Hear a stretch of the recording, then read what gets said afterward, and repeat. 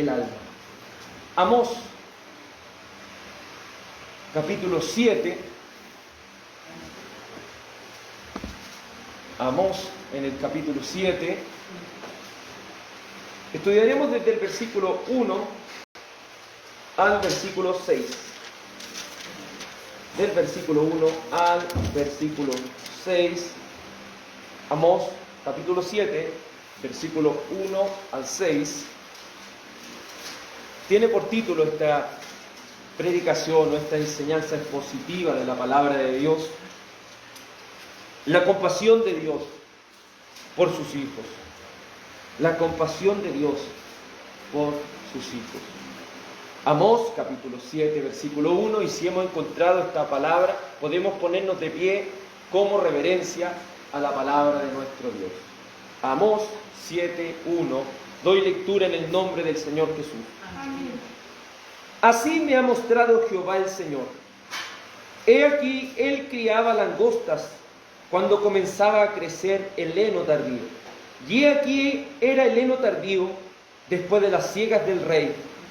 Y aconteció que cuando acabó de comer la hierba de la tierra, yo dije: Señor Jehová, perdona ahora. ¿Quién levantará a Jacob? Porque es pequeño. Se arrepintió Jehová de esto. No será, dijo Jehová. Jehová el Señor me mostró así. He aquí Jehová el Señor llamaba para juzgar con fuego, y consumió un gran abismo, y consumió una parte de la tierra. Y dije: Señor Jehová, cesa ahora. ¿Quién levantará a Jacob? Porque es pequeño. Se arrepintió Jehová de esto. No será esto tampoco, dijo Jehová el Señor. Amado Padre, te agradecemos por tu amor y por tu misericordia, por permitirnos, oh Señor, estar aquí adorando tu nombre. Y ahora, Señor, en la adoración máxima que es tu palabra, te suplicamos que nos seas dando sabiduría, entendimiento y comprensión de las Escrituras, para que cada uno de nosotros pueda llevar esta porción de la palabra de Dios. Te suplico que todas estas cosas sean para tu gloria, Señor, y para el crecimiento de tu iglesia. En el nombre de Jesús, amén. Favor de tomar asiento. Hemos ya llegado a los últimos 3 capítulos del libro de Amós. Hemos ya llegado a estos últimos 3 capítulos. Y en estos últimos 3 capítulos veremos 5 visiones que el libro de Amós, ¿cierto?, nos expresará. 5 visiones que el Señor dio acerca de Israel, siendo la primera y segunda visión las que veremos el día de hoy. La primera visión, que es la que veremos hoy, es la visión de langostas, luego la visión de fuego. Próximamente veremos la visión de la plomada, la visión de las frutas de verano y la visión del Señor. Estas 5 visiones tienen un intermedio. Ese intermedio es un extracto histórico que es Amós capítulo 7, desde el verso 10 al verso 17. Estas 5 visiones tienen un intermedio de las primeras 3 con las otras 2, y ese intermedio es un hecho histórico de Amós y este rey Amasías.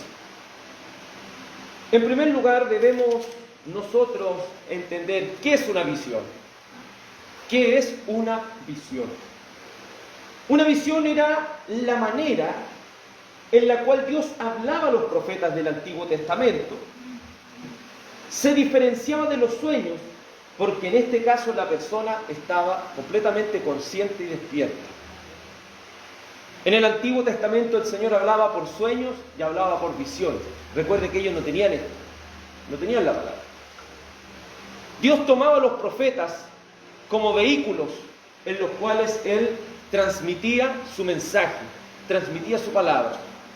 Él le mostraba, por ejemplo, el ejemplo de Juan, todas las cosas en visiones. Vi yo esto, vi yo aquello. Así usted puede ver eso en Ezequiel, en este mismo libro de Amós, lo puede ver también en Jeremías y en diferentes libros de la Biblia. Esto es conocido en teología como la visión profética. Visión profética. Entonces una visión es una manera en la cual Dios hablaba por medio de los profetas. El Señor en la visión le hacía ver al profeta lo que acontecería. Pero ¿por qué me detengo un poco en la visión? Porque obviamente en primer lugar dice, así me ha mostrado Jehová el Señor. Eso es una visión que Él le está dando. ¿Por qué es importante entender la visión profética? Porque esto nos ayudará a entender cada una de las profecías escritas en la Biblia. Cada visión, escucha atentamente, cada visión bíblica, visión que los profetas tuvieron, son visiones figurativas. No son literales, son figurativas. Y eso lo vamos a ir viendo por medio de la palabra del Señor. Por ejemplo, Apocalipsis 9:17. Apocalipsis es un libro totalmente figurativo. No es un libro que uno puede decir literal, porque son visiones. Veamos lo que dice Apocalipsis 9:7. Apocalipsis 9:7. Para que comprendamos cada uno de nosotros que cada visión profética no es algo literal, sino que es algo figurativo. Son figuras que el Señor muestra sus profecías. Por ejemplo, Apocalipsis capítulo 9, versículo 7 dice: el aspecto de las langostas era semejante a los caballos preparados para la guerra. En las cabezas tenían como coronas de oro. Sus caras eran como, ¿se fija? Siempre comparativo. Eran como cabello de mujer. Sus dientes eran como de leones. Tenían corazas como corazas de hierro. El ruido de las alas era como estruendo de muchos carros de caballos corriendo a la batalla. Tenían colas como de escorpiones y también aguijones, y en sus colas tenían poder para dañar a los hombres durante 5 meses. Siempre las visiones, y usted lo puede ver en el capítulo 10, en el capítulo 12, y en cada una de las cosas que usted va viendo, todas estas visiones son figurativas, no son literales. Por ejemplo, cuando Esteban ve el cielo abierto, cuando lo están apiedrando, y ve a Cristo a la diestra del Padre, eso también es una visión, porque la palabra dice: a Dios nadie le vio jamás, porque él veía a alguien que estaba sentado en el trono y al lado de él estaba él. Juan, cuando ve, se supone, a aquel que está sentado en el trono y ve al Cordero, eso es una visión, porque Cristo figurativamente es un Cordero. Cada una de las visiones, por ejemplo la de Jeremías, de los higos secos y los higos, siempre son figuras. Esto es tipo de esto, es tipo de esto. ¿Por qué la profecía muchas veces es distorsionada? Porque tratamos de colocarla como algo literal. Y es ahí donde distorsionamos la realidad. Por ejemplo, ¿cómo podríamos decir que este monstruo que describe Apocalipsis 9 es algo real? No tendríamos cómo decirlo, ¿cierto? Porque no vemos nada semejante a cola así, cola así. Y la palabra como es importante, porque esa palabra nos define como algo comparativo. Siempre las visiones van a ser temas comparativos. Siempre son comparaciones que el Señor va haciendo. Por ejemplo, lo vemos también en Hechos 10:13, porque Pedro también tuvo una visión. En Hechos, capítulo 10, versículo 13, dice la Escritura así. Vamos a leer desde el verso 9. Hechos 10:9. Las visiones son figurativas y no literales, las visiones proféticas. Hechos 10:9. Al día siguiente, mientras ellos iban por el camino y se acercaban a la ciudad, Pedro subió a la azotea para orar, cerca de la hora sexta, y tuvo gran hambre y quiso comer. Pero mientras le preparaban algo, le sobrevino, ¿qué cosa? Un éxtasis. Eso es una visión, porque él no estaba durmiendo. Le sobrevino un éxtasis, algo que él empezó a ver las cosas. Entonces, dice aquí la palabra del Señor, verso 11 ahora. Y vio el cielo abierto y que descendía algo semejante a un gran lienzo, que atado de las 4 puntas era bajado a la tierra, en las cuales había todos los cuadrúpedos terrestres y reptiles y aves del cielo. Y vino una voz: levántate, Pedro, mata y come. Entonces Pedro dijo: Señor, no, porque ninguna cosa común o inmunda he comido jamás. Volvió la voz a la segunda vez: lo que Dios limpió, no lo llames tú común. Esto se hizo 3 veces y aquel lienzo volvió a ser recogido en el cielo. Y mientras Pedro estaba perplejo dentro de sí lo que significaba la visión, ¿se fija? ¿Por qué si hubiera sido algo literal? Aquí dice, él estaba buscándole el significado a la visión. Las visiones son figurativas y no literales. Dice, la visión que había visto, he aquí los hombres que habían sido enviados por Cornelio, los cuales preguntaron por la casa de Simón. Llegaron a la puerta y llamando preguntaron si moraba allí un Simón, que tenía por sobrenombre Pedro. Y mientras Pedro pensaba en la visión, le dijo al Espíritu, he aquí 3 hombres te buscan. Levántate pues y desciende, y no dudes de ir con ellos, porque yo los he enviado. ¿Qué significaba esa visión? ¿Alguien lo recuerda? Era ir a predicar a los gentiles. ¿Se fija que uno ve un lienzo de todos esos animales? Los que hemos leído Levítico nos hemos dado cuenta que cada uno de esos animales eran animales inmundos, animales que el pueblo no podía consumir ni comer. Pero el Señor le decía, pero mata y come. Mata y come, mata a estos animales. Ahora yo te digo que tienes que comer de estos animales, de los cuales le era prohibido tomar. Pero Pedro como que cuestiona las cosas, pero en realidad como es una visión figurativa, esto significaba que él debía no solo predicar en Jerusalén y en Samaria, sino que debía ir hasta lo último de la tierra predicando el Evangelio. El Evangelio debía ser predicado también en la casa de un hombre gentil, como era Cornelio. Siempre, nunca olvide esto, las visiones son figurativas. Lo vemos en Daniel. La primera, pero esto obviamente era un sueño, sí, era un sueño. Pero Daniel también tuvo una visión en el río Quebar, como la tuvo también Ezequiel. Y así hay muchas. El mismo Jacob, cuando vio esa escalera que subía y bajaba. Todas esas cosas son figurativas. Todas esas cosas el Señor las estaba explicando para que haya una verdad ahí que Él nos quiere manifestar. Así los profetas como Amós podían recibir estas visiones de parte de Dios y comunicar al pueblo una verdad. Podemos decir, por ejemplo, para concluir este tema de la visión, que hoy día podemos recibir una visión diferente a lo de la palabra de Dios. No, ellos no tenían la palabra de Dios. Ellos no tenían la palabra de Dios. Nosotros sí la tenemos. Ellos tenían la palabra textual de Dios y las visiones textuales de Dios. Nosotros esto es lo que tenemos. Y uno podría decir que no pueden existir, tampoco podría decirlo porque no podemos limitar al Señor en cosas, ¿me entiendes? Si hay un lugar de África o un lugar, no sé, en la selva, que no conocen al Señor, puede utilizar algo el Señor, si Él así lo quiere. Pero nosotros que tenemos esta palabra, a esto debemos cuadrarnos. Hay muchas iglesias pentecostales que se levantan y dicen, no, yo tuve una visión, hermano, de que va a pasar esto, ¿no? Vámonos a la palabra, ¿no? Creo que esto es seguro. Esto es lo más seguro que tenemos. Las otras cosas son secundarias. No quitando que el Señor también nos pueda hablar de esa manera, pero sería algo muy, muy excepcional.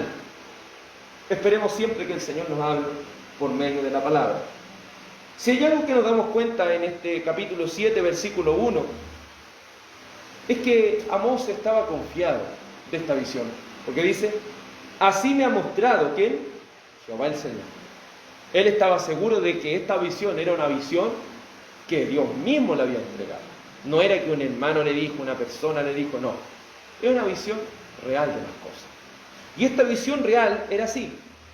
He aquí, él criaba langostas cuando comenzaban a crecer el heno tardío. Y he aquí que el heno tardío después de las siegas del rey. Y aconteció que cuando acabó de comer la hierba de la tierra, yo dije, Señor Jehová, perdona ahora. ¿Quién levantará a Jacob? Porque es pequeño. Es un poco enredado lo que dice aquí, pero en realidad es que el heno tardío, existe el heno que se sacaba al principio y el heno que se sacaba después. El del principio era dado a los reyes. El rey era el primero, si usted lee, ¿cierto?, la palabra del Señor, se va a dar cuenta que el primero que tomaba de estas cosechas de alimento y de sustento para el pueblo era el rey. Y el segundo era para el pueblo. Y en esta visión, ve Amós de cómo estas langostas que el Señor estaba criando eran mandadas sobre ese campo de la segunda cosecha para afectar a quién, al pueblo. Era para traer hambre al pueblo. Eso es lo que quiere y está diciendo esta visión. El Señor quiere traer sobre un pueblo infiel justicia, quiere traer juicio sobre este pueblo que había abandonado a Dios. ¿Y cómo lo quiere hacer? Trayendo sobre ellos calamidad. Las langostas siempre son sinónimo de perder, obviamente, ¿cierto?, perder las cosechas, perder todo este tipo de alimentos. El Señor iba a disciplinar a su pueblo por medio de hambrunas. Pero hay aquí algo importante. El profeta intercede por el pueblo y le dice en esta visión al Señor: Señor, perdona ahora. ¿Quién levantará a Jacob? ¿Y cómo dice? Que es pequeño. Él está diciendo aquí: Señor Jacob, este pueblo es tan pequeño, Señor, que si tú lo haces caer de esa manera, ¿cómo se va a levantar? Esto tampoco es nuevo en la palabra del Señor, porque siempre vemos que el Señor o los siervos del Señor están siempre intercediendo por el pueblo. Lo vimos, ¿cierto?, con Moisés. Lo podemos ver también con Abraham, cuando Lot estaba en ese lugar de Sodoma. Y así, en innumerables lugares, siempre se está intercediendo por un pueblo que se quiere alejar de las cosas de Dios y por los juicios que muchas veces vienen. Entendemos por estas cosas y veamos los ejemplos en Génesis 18:16. Génesis 18:16. Aquí no es que Amós quiera cambiar la voluntad de Dios, sino que Dios está permitiendo esto para que se conozca que Él es un Dios misericordioso.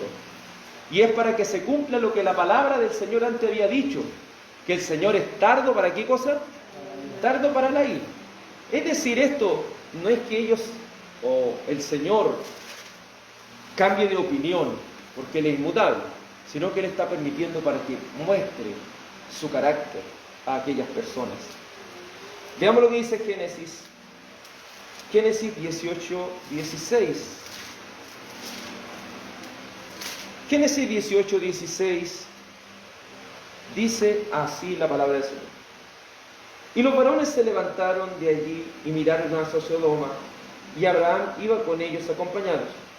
Y Jehová dijo: encubriré yo a Abraham lo que he de hacer, habiendo de ser Abraham una nación grande y fuerte, y habiendo ser bendita en él todas las naciones de la tierra. Porque yo sé que mandará a sus hijos y a su casa después de sí, que guarden el camino de Jehová, haciendo justicia y juicio, para que haga venir Jehová sobre Abraham lo que había hablado acerca de él. Entonces Jehová le dijo: por cuanto el clamor contra Sodoma y Gomorra se aumenta más y más, y el pecado de ellos se ha agravado en extremo, descenderé ahora y veré si han consumado su obra según el clamor que había venido hasta mí, y si no, lo sabré. Y se apartaron de allí los varones y fueron hacia Sodoma, pero Abraham estaba aún delante de Jehová. Y dice: y se acercó Abraham y dijo: ¿destruirás también al justo con el impío? Quizás haya 50 justos dentro de la ciudad. ¿Destruirás también y no perdonarás el lugar por amor de los 50 justos que están dentro? Lejos de ti el hacer tal, que hagas morir al justo con el impío, y que sea el justo tratado como el impío. Nunca lo hagas. El juez de toda la tierra ¿no ha de hacer lo que es justo? Entonces respondió Jehová: si hallar en Sodoma 50 justos dentro de la ciudad, perdonaré a todo ese lugar por amor de ellos. Nuevamente podemos ver aquí, como lo vemos en el libro de Amós, que este hombre Abraham intercede por el pueblo. Dice: Señor, pero si hay 50 personas, ¿tú lo vas a destruir? No, y ahí obviamente, ¿cierto?, después van bajando, porque al final lo único que quedaba en ese pueblo, ¿quién era? Lot. Porque aún sus hijas se habían pervertido también, aún la esposa que tenía, sus yernos y todas las demás cosas. Vamos viendo por medio de la palabra del Señor que Él atiende a las peticiones, pero a esas peticiones que bajo su voluntad son permitidas. Por eso la palabra misericordia es importantísima. Recuerde que la misericordia tiene eso compuesto, y está compuesta por la palabra miseria, ¿me entiendes? Cordia, acordarse. Cuando hablamos de misericordia es que Dios se está acordando del miserable, se está acordando de la persona que está en la miseria misma. Y podemos ver cómo eso ha sido también aún con nosotros. Estando en la miseria, el Señor nos ha rescatado. Estando muertos y putrefactos en nuestro pecado, el Señor se acordó de nosotros para darnos una nueva vida en Él, una nueva vida conforme a su gracia. Entendemos que el Señor es misericordioso y clemente. Algunos se preguntan en este mundo, ¿por qué el Señor no ha destruido ahora todo? ¿Por qué el Señor ahora no viene y trae el juicio? Porque aún hay justos, aún hay hijos de Él que están aquí. Y mientras estén aquí, todavía no va a venir el juicio. Pero una vez que Él venga por segunda vez, vendrá a juzgar a todos los impíos. A todos los impíos. Dios extiende su misericordia sobre su pueblo. Y aquí hay algo importante, mire lo que dice Amós. Podría sonar hasta contradictorio lo que dice el verso 3. Mire lo que dice Amós 7:3. Se arrepintió Jehová de esto. No será dijo Jehová. Aquí se utiliza la palabra ¿cuál? Se arrepintió. Hemos estudiado los atributos de Dios. ¿Alguien podría decir que Dios se arrepiente de algo? No, porque Dios es inmutable. Entonces, ¿cuál es el problema? Aquí dice Dios se arrepintió. Eso va en contra de lo que Dios mismo es, porque Él no se arrepiente. Obviamente entendemos que la Biblia fue escrito en un lenguaje hebreo en esta parte. Por lo tanto, la palabra hebrea que se utiliza aquí es nakam. En vez de arrepentimiento, la palabra original es nakam, la cual es el significado de un respirar profundo. Aquí está diciendo, ¿cierto?, en palabras simples, en el verso 3, Jehová nakam de esto, un respiro profundo. Es como cuando su hijo está cometiendo algo y usted nakam. O por ejemplo, algo ya, su hijo o algún ser querido le está pasando algo y usted va a ayudarlo. Usted nakam, es un sentimiento profundo de que yo voy a ir a ayudarlo, me voy a compadecer de esta persona. Entonces, la palabra en español que más representa es Jehová se compadece de su pueblo. Más que arrepentirse, Él se compadece. Jehová nakam, Él se compadece de nosotros, Él siente compasión. Dios, al ver nuestra miseria, se apiada de nosotros y nos sostiene con su misericordia, la cual Él no está obligado a dar. Dios no está obligado a hacer misericordia, no, porque la misericordia es algo que nace del mismo corazón de Él. La misericordia es algo que proviene del mismo Señor. Y Dios muestra su misericordia, su compasión sobre alguien tan ínfimo. Porque ¿qué es lo que le está diciendo aquí a Amós? En el verso 2 le dice, perdona Jehová. Señor Jehová, perdona ahora. ¿Quién levantará a Jacob? Porque Jacob aquí está diciendo, porque es pequeño. Está diciendo, este pueblo es pequeño, Señor. Si tú traes este juicio sobre este pueblo, ¿cómo se va a levantar? Y ahí es donde el Señor se compadece. Se compadece, respira profundo y ya. Se arrepintió Jehová. No será, dijo Jehová. No los voy a destruir. Me compadezco de este pueblo. Solo podemos ver en Éxodo 33, 19. Éxodo 33, 19. Ver cómo Dios se compadece de su pueblo, el cual es débil, el cual es pequeño, es incapaz de resistir un juicio así. Éxodo 33, 19, dice así la Escritura. Y le respondió, yo haré pasar todo mi bien delante de tu rostro, y proclamaré el nombre de Jehová dentro de ti, y tendré misericordia de quien tendré misericordia, y seré clemente para con el que seré clemente. ¿Se fija cómo Dios tiene misericordia de quien Él quiera tener misericordia y se compadece de quien quiere compadecerse? Es así el Señor. Su misericordia es algo que nace de Él mismo y Él se la da a quien Él quiere. El Señor le va extendiendo su misericordia a quien Él quiere. Vamos a Ezequiel 16. Ezequiel 16. Recordamos que nuestro estado sin Cristo es un estado de miseria, porque estamos pereciendo en nuestro pecado. Y Ezequiel 16, en este ejemplo el Señor muestra la miseria que tenemos. Ezequiel 16, versículo 6, dice así la palabra del Señor. Vamos a leer desde el verso 5. No hubo ojo que se compadeciese de ti para hacerte algo de esto, teniendo de ti misericordia, sino que fuiste arrojada sobre la faz del campo, con menosprecio de tu vida en el día que naciste. Y yo pasé junto a ti, y te vi sucia en tus sangres.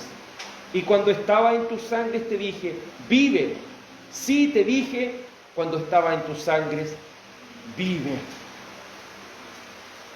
El Señor toma este ejemplo de este pueblo que era igual que un bebé que lo habían botado, ¿cierto? Cuando el bebé nace, ¿cómo nace?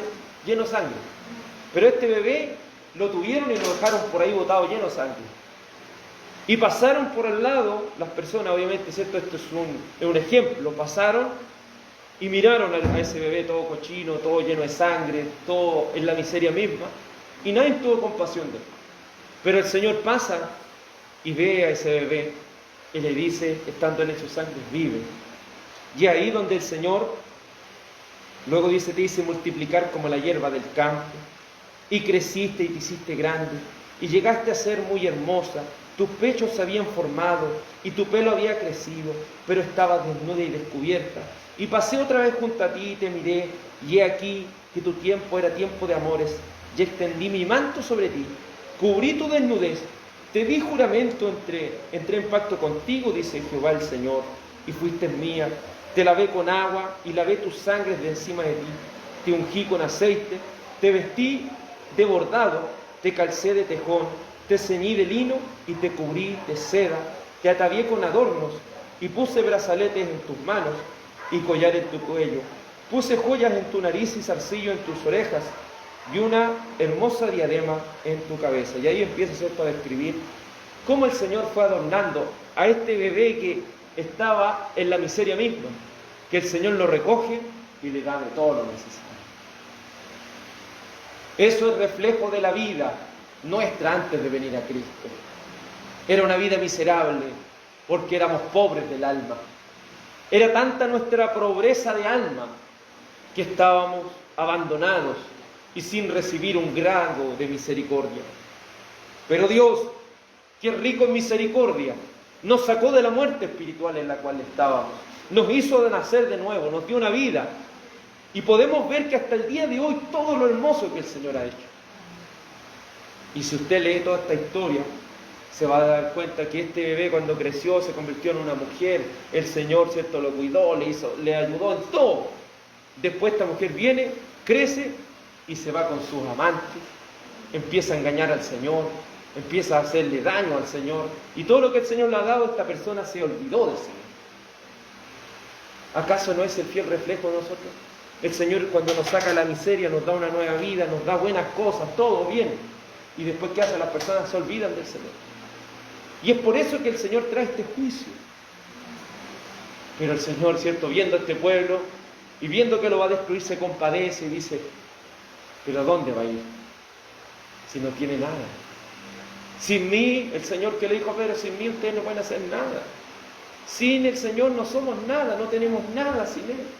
Aunque querramos creer que tenemos algo, el Señor se compadece.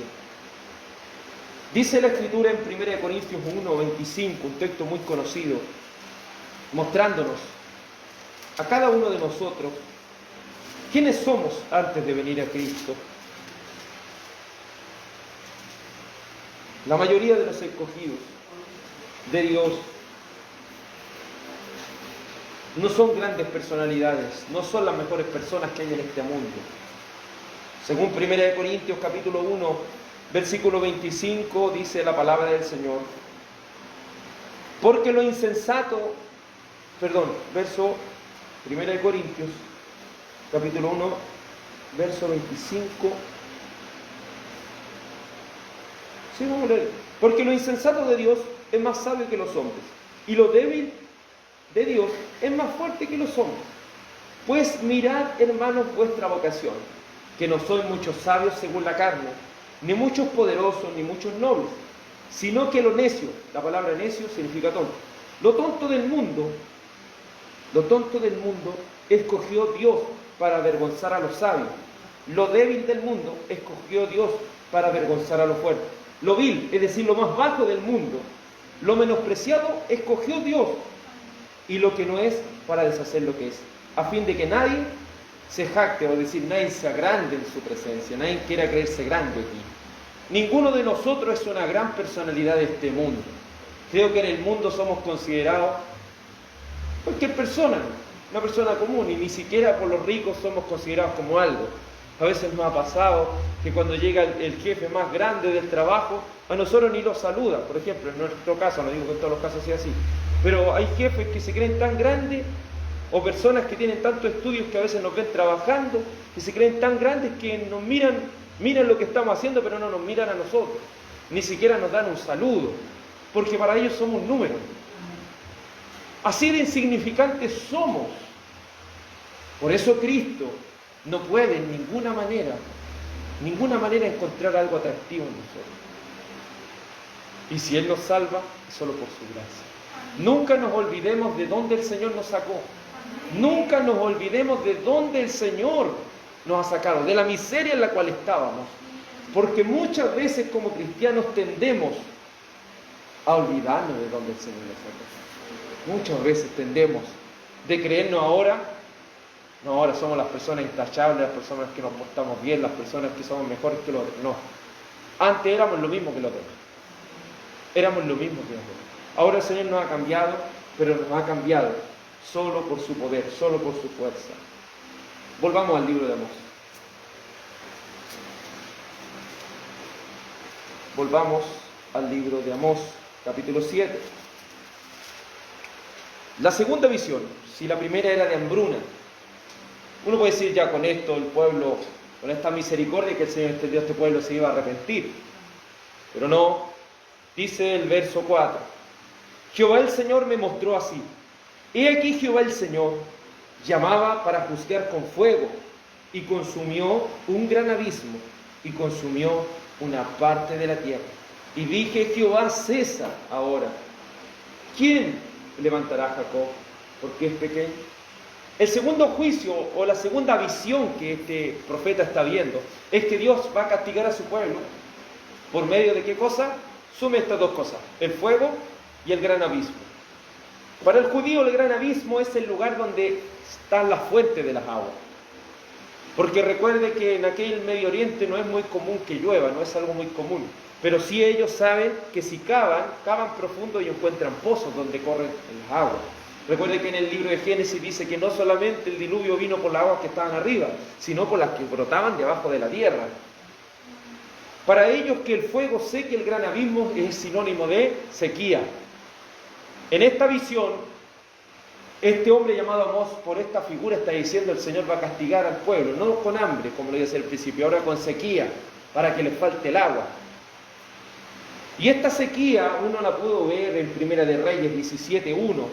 Era una sequía muy grande, en la cual las personas, muchos de ellos, esperaban morir. Mire lo que dice Primera de Reyes 17:1. Entonces Elías Tisbita, que era de los moradores de Galaad, dijo a Acab, vive Jehová Dios de Israel en cuya presencia estoy, que no habrá lluvia ni rocío en estos años, sino por mi palabra. Iba a venir una gran sequía a ese país. ¿Y qué provocaba esa gran sequía? Lo que dice el verso 8. Vino luego a él palabra de Jehová diciendo, levántate y vete a Sarepta de Sidón y mora allí, y aquí yo he dado orden allí a una mujer viuda que te sustente. Entonces él se levantó y se fue a Sarepta, y cuando llegó a la puerta de la ciudad, he aquí una mujer viuda que estaba recogiendo leña. Y él la llamó y le dijo: te ruego que me traigas un poco de agua en un vaso para que beba. Y yendo ella para traérsela, él la volvió a llamar y le dijo: te ruego que me traigas también un bocado de pan en tu mano. Y ella respondió: vive Jehová tu Dios, que no tengo pan cocido, solamente un puñado de harina tengo en la tinaja y un poco de aceite en la vasija. Y ahora recogía 2 leños para entrar y prepararlo para mí y para mi hijo, para que lo comamos y nos dejemos morir. ¿Qué es lo que provocaba la sequía? Muerte, porque empezaba la escasez. Recuerde que cuando no hay agua, no podemos regar nuestros sembrados. No puede abrir la agricultura, es decir, no hay alimento. Esta mujer en ese momento pensaba que iba a morir. Pero lo hermoso es que el Señor, como preparó todas las cosas, ese puñado de harina no le falló nunca. Era poquito lo que tenía, pero el Señor, por la fe que tuvo aquella mujer, no permitió que le faltara. No permitió que le faltara nada. Es así el castigo que el Señor quería traer sobre este pueblo. Una hambruna para que ellos murieran. Pero ¿qué es lo que dice la palabra del Señor? Mostrando la misericordia. Y dije: Señor Jehová, para o cesa ahora. ¿Quién levantará a Jacob? Porque es pequeño. Nuevamente el profeta apela a la misericordia del Señor. Apela a que este pueblo es un pueblo que no se puede sustentar por sí mismo. Un pueblo dependiente de Dios. Si hay algo que nosotros debemos entender como cristianos, es que somos totalmente dependientes de Dios. Dependemos de la mano de Dios para todas las cosas que queramos hacer. Siempre dependemos de Dios. Por eso, vamos a algún lugar, oramos al Señor. Comemos alimento y le agradecemos al Señor. Estamos aquí en esta reunión de acción de gracias agradeciendo al Señor. Estamos en nuestros hogares muchas veces también agradeciendo a nuestro Dios. Porque creemos que nuestra vida gira en torno a lo que Dios ha determinado para nosotros. Pero el profeta apela a la miseria e incapacidad del pueblo de sustentarse por sí mismo. Eso es lo que nosotros tenemos que ofrecer, incapacidad. Pero ¿quién puede cubrir esa necesidad? El Señor. El Señor es el único que puede cubrir nuestras necesidades. Y en este juicio, el Señor tiene misericordia de este pueblo y se compadece de este pueblo que en realidad lo único que hace es olvidarse de su Señor. Luego dice el verso 5: y dije: Señor Jehová, detente, o cesa, ¿quién levantará a Jacob? Porque es pequeño. Se arrepintió Jehová de esto y dijo: no será esto tampoco, dice Jehová el Señor. Con estas dos visiones que hemos visto hoy, si hay algo que podemos comprender nosotros, es que el Señor no es que traiga el juicio inmediatamente. Él tarda para traer el juicio. Uno quizás ya se portó mal un día, no va a pasar nada. Otro día no va a pasar nada. Puede llegar un tercer día y no va a pasar nada, pero cuando llega el cuarto, no estoy diciendo el número, ¿me entiende? Es para que me entienda que el juicio del Señor tarda en venir muchas veces. Y tarda no porque Él se olvide de lo que está pasando, sino por la misericordia. Él considera los débiles que somos. Usted cree que tiene un Dios todopoderoso y que Él ni siquiera, con tan solo pensar algo, Él podría destruirnos a todos. Ni siquiera Él tendría que mover algo para que muramos, no. Él solamente lo piensa y eso es. Por eso es importante que usted y yo aprendamos a depender de Dios, que usted y yo aprendamos de que si bien el Señor es lento para la ira, si bien Él es grande en misericordia, su juicio llega en algún momento. Y este pueblo de Israel, una y otra vez el Señor lo salvaba del castigo. Una y otra vez el Señor lo iba salvando, hasta que llegó el día en el cual vinieron los asirios y destruyeron absolutamente todo y los llevaron cautivos. Por eso, amado, en el Señor, Dios nos ha escogido solamente por su misericordia, pues no teníamos nada que ofrecerle. Por su gracia, y solo por su gracia somos salvos. ¿Y qué significa gracia? Favor inmerecido e inédito. No merecemos el favor que el Señor nos está haciendo de que estemos en este lugar adorando su nombre. Pero Él, viendo que nosotros no somos nada, Él nos miró y nos consideró a cada uno de nosotros. Siéntase gozoso de que, habiendo tanta gente en este mundo, el Señor le haya considerado para salvación, por su misericordia. Vamos a orar a nuestro Dios. Dios Padre, agradecemos que en tu misericordia podamos estar en este lugar alabando y bendiciendo su santo nombre. Agradecemos, Dios Santo, que podamos junto a nuestros hermanos estar aquí adorando, podamos estar aquí escuchando tu palabra, podamos recordar que tú eres misericordioso, eres clemente, oh Señor. No es que tú te arrepientas de lo que vas a hacer, es que al mirarnos a nosotros en nuestra miseria, en nuestra incapacidad, en nuestra debilidad, nos ves tan vulnerables, Señor. Nos ves incapaces de poder combatir o resistir este castigo. Padre amado, permítenos ser hijos obedientes a tu nombre. Queremos obedecerte, oh Señor. Necesitamos obedecerte, Padre mío. Que la obediencia pueda ser nuestro deseo, pueda ser el anhelo de nuestro corazón y de nuestra alma. Te lo suplico, Señor, te lo ruego. Ayúdanos a no abusar de esta misericordia de Dios. Que cada uno de nosotros pueda comprender que el castigo de Dios tarda, pero llega el momento que menos nos esperamos. Ayúdanos, Señor, a entender que con Dios no se juega. No, nadie puede jugar con el Señor, o como dice la Escritura, no os engañéis, Dios no puede ser burlado. Todo lo que el hombre o la mujer siembren, eso van a cosechar.